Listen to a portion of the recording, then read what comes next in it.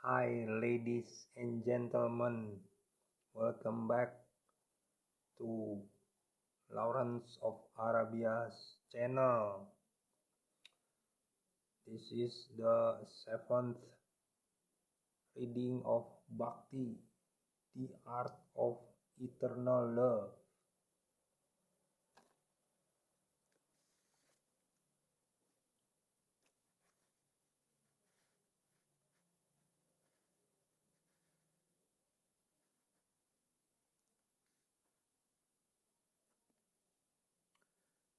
Acting for Krishna, the essence of Bhakti.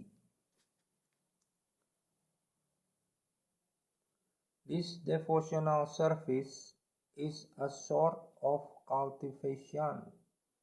It is not simply inaction for people who like to be inactive or devote their time to silent meditation. There are many different methods for people who want this, but cultivation of Krishna consciousness is different. The particular word used by Srila Rupa Goswami in this connection is anusilana, or cultivation by following the predecessor teachers or acharyas. As soon as we say cultivation, we must refer to activity.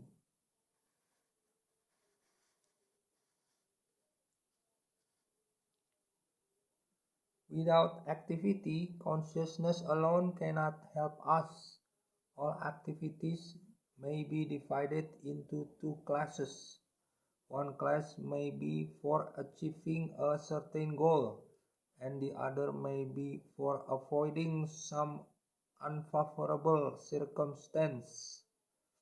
In Sanskrit, these activities are called pravriti and nivriti, positive and negative action. There are many examples of negative action.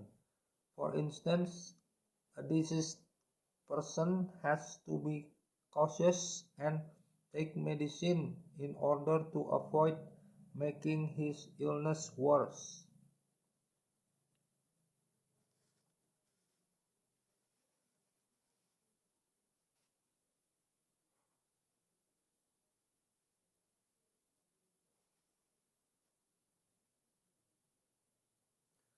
Those who are cultivating spiritual life and executing devotional service are always engaged in activity. Such activity can be performed with the body or with the mind. Thinking, feeling, and willing are all activities of the mind. And when do we will to do something, the activity comes to be manifest by the gross bodily senses. Thus, in our mental activities, we should always try to think of Krishna and try to plan how to please him.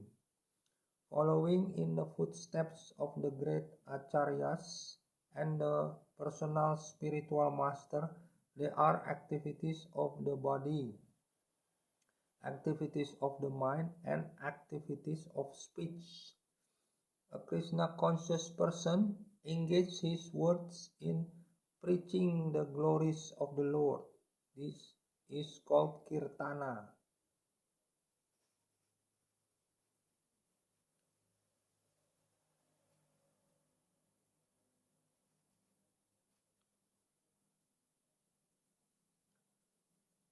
And by his mind, a Krishna conscious person always thinks of the activities of the Lord as he is speaking on the battlefield of Kurukshetra or engaging in his various pastimes in Vrindavan with his devotees. In this way, one can always think of the activities and pastime of the Lord. This is the mental culture of Krishna consciousness. Similarly, We can offer many services with our bodily activities, but all such activities must be in relationship with Krishna. This relationship is established by connecting oneself with the bona fide spiritual master, who is the direct representative of Krishna in disciplic succession. Therefore, the execution of Krishna conscious activities with the body should be directed by the spiritual master and then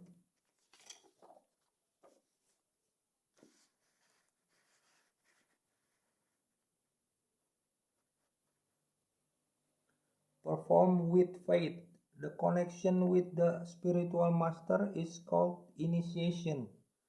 From the date of initiation by the spiritual master, the connection between Krishna and a person cultivating Krishna consciousness is established. Without initiation by a bona fide spiritual master, the actual connection with Krishna consciousness is never performed.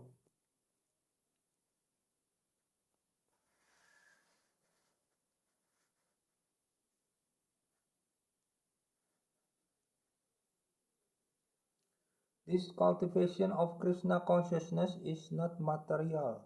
The Lord has three general energies, namely the external energy, the internal energy, and the marginal energy.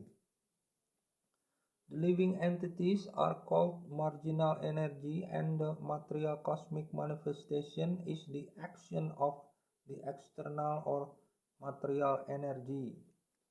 Then there is the spiritual world, which is manifestation of the internal energy. The living entities who are called marginal energy perform material activities when acting under the inferior external energy. And when they engage in activities under the internal spiritual energy, their activities are called Krishna conscious. This means that those who are great souls or great devotees do not act under the spell of the material energy, but act instead under the protection of the spiritual energy.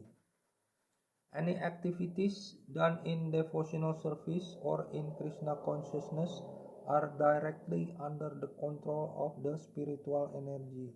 In other words, energy is a sort of strength, and the strength can be spiritualized by the mercy of the bona fide spiritual master and Krishna.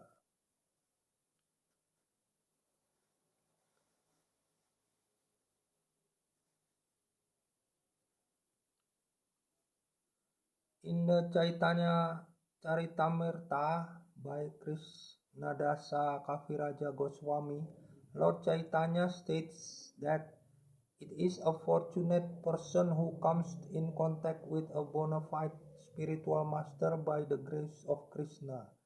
To one who is serious about spiritual life, Krishna gives the intelligence to come in contact with a bona fide spiritual master. And then, by the grace of the spiritual master, one becomes advanced in Krishna consciousness. In this way, the whole jurisdiction of Krishna consciousness is directly under the spiritual energy, Krishna and the spiritual master.